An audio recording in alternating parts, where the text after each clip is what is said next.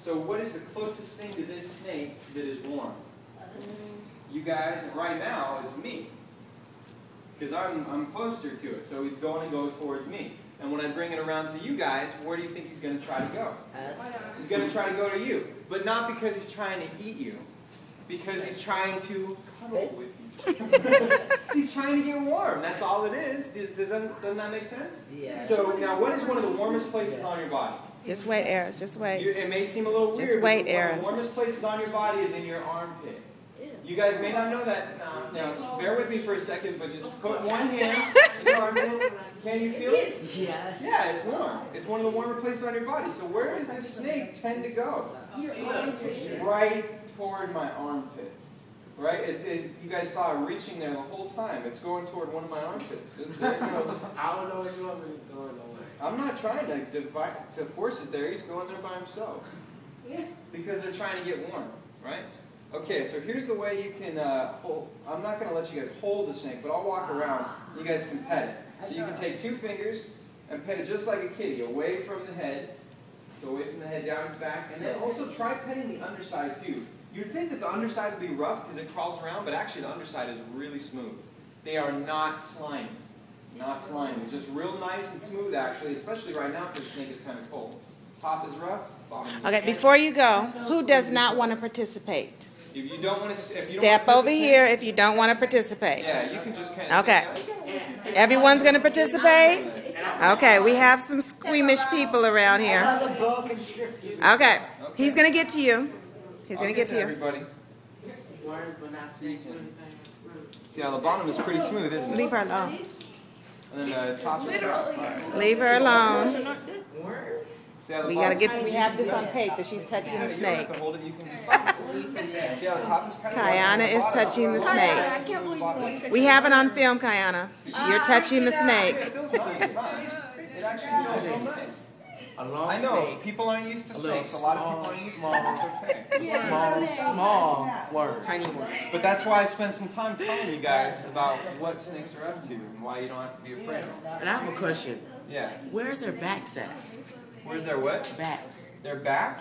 Yes. This is the top is the back. Top is the back. And what's the little thing? Kind of like the bottom is like the belly, like if they're standing up. No, it's the back. Yeah, it is pretty cold, huh? It's because there's no source of warmth around right now.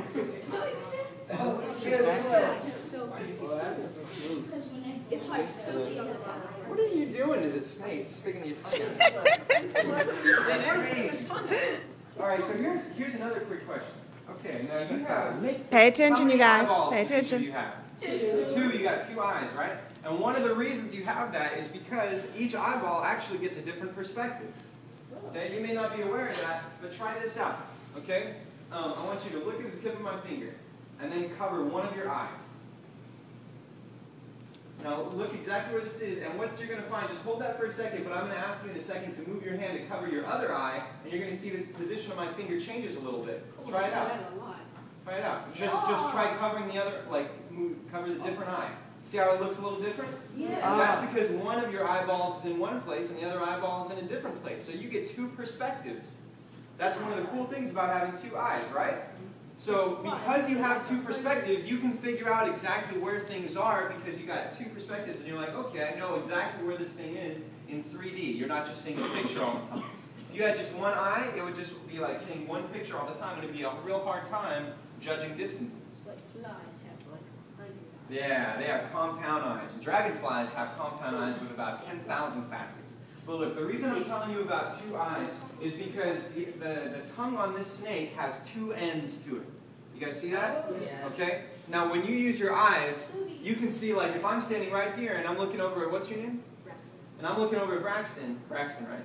If I'm looking over at Braxton, I can see this eye is a little bit closer to him than this eye is. So I know exactly how far away he is because my 2 eyes have different perspectives. They talk to each other, figure out, okay, I know how far away he is. So is that right?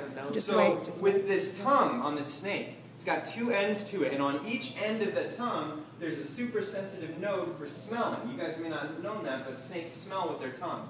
And because it has 2 ends, imagine if it's whipping like this and it smells Braxton. It's going to smell it more strongly with this end and less strongly with this end because it's farther away, right? So because of that, it can smell in 3D and figure out where things are based on just smell. Does that make sense? Yeah. So that's one of the really cool things about snakes is you have that forked tongue, and the reason why is because they can figure out where everything is with their eyes closed, just based on smell.